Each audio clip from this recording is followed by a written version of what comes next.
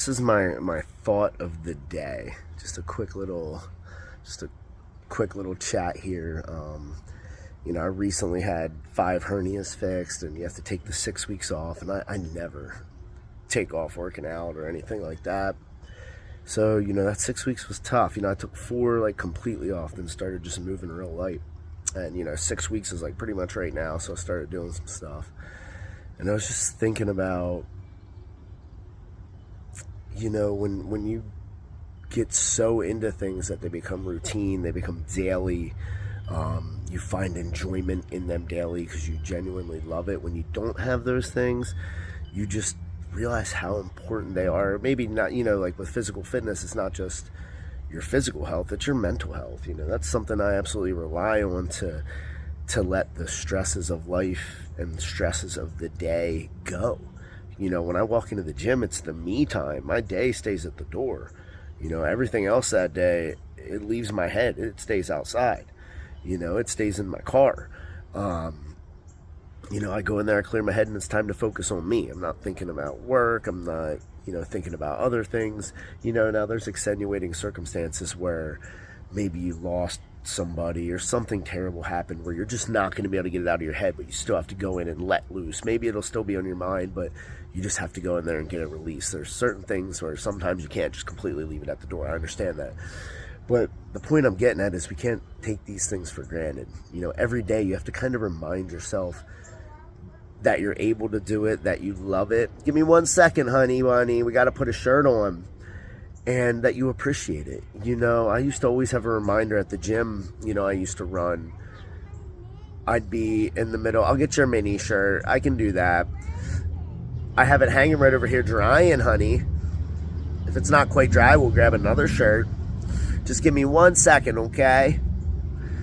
And the gym I used to run, I'd be in the middle of these workouts dying. And I'm someone that genuinely just loves dying during a workout, so it doesn't bother me. I love hard movements. There's not really a movement I look at and go, oh, I don't want to do that.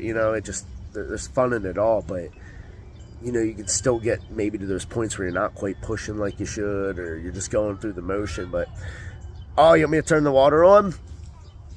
And there was this nurse. She must have been an in-home care nurse, and she'd come walking down the street with this lady that, must have had cerebral palsy. I'm not the best with these, these diseases and illnesses. But pretty much, I guess, you'd say is like a vegetable, like in the motorized wheelchair, but can move it herself, but her head can't move and stuff.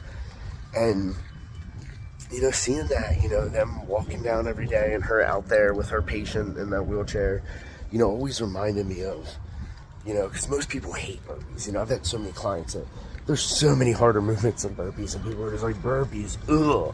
But that's like the most primal movement we should be able to do. We should be able to get down and up, with our body weight. But anyway, it was always a reminder of that person in that wheelchair. Now I understand she might not be able to comprehend what we're doing or think about it, but would probably give anything to be able to do a burpee. Just one. And then you have so many people that look at the burpee like, I hate this, I don't want to do this, and they're just dreading it. Be appreciative that you have a body and the mechanics and the know-how and the ability to be able to do that. There's so many people out there that would give anything to be able to do something like that, or public speaking. There's people out there that are mute or deaf, or maybe some other audible disease or something, where they would give anything to be able to get up for 5 minutes and just talk. But so many of us that can and have that power and that ability dread it and hate it and get disgusted by it. And we don't appreciate that ability that we were born with and that we have. We take advantage of it. We just don't appreciate it. There's a word I'm looking for and I can't think of it right now. So you always want to appreciate those things, and sometimes we need little reminders. Mine was just a little bit of a surgery and not being able to play with my daughter, not being able to get down on the ground. I'm not supposed to move 20 pounds and I'm a stay-at-home dad and trainer. So she goes to the gym with me and we play all the time and wrestle and play airplane, and not being able to do that was tough, especially because she's 3. She just turned 3, so she wasn't even 3 yet. She doesn't comprehend that daddy has something wrong with him temporarily where he can. She's only thinking, why isn't daddy playing with me? You know, daddy always plays with me. He never says no to playing with me, you know, and you know, it made me really appreciate that, you know, and now, like, I'm playing with her even more. I gotta, like, watch. Be like, oh, you know, she has to play with herself, too, you know? She's gotta play by herself. She can't always play with daddy or it'll become, you know, too much. But it just made me really appreciate the ability and being physically fit enough to be able to be a good active dad and to be able to do fitness and things like burpees or drive or talk or hear or see or smell. I can't really smell. My sense of smell is awful because of my septum. But just be appreciative of it. You know, appreciate every day. You know, every day is a gift, not a given right. You have to remember that in some capacity every day and stop and smell the flowers, smell the roses, look up at the sky, appreciate it, even if it's just 30 or 40 seconds.